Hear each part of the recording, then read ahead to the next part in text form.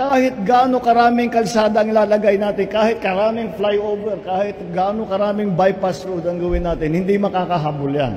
Kaya talagang kailangan tignan natin ang public transport para ito nga ay maging very efficient, mabilis, hindi public transport, hindi pagka-tren, subway, hindi tinatamaan ng traffic, di makakauwi kayo sa magandang oras, darating kayo sa trabaho sa tamang oras.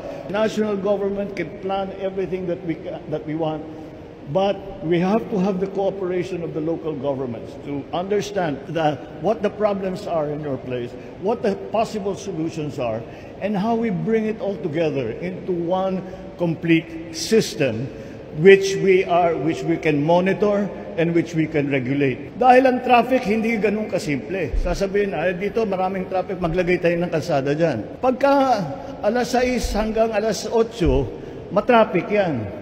Pero iba, pagka alas 4 hanggang alas 7, matraffic yan.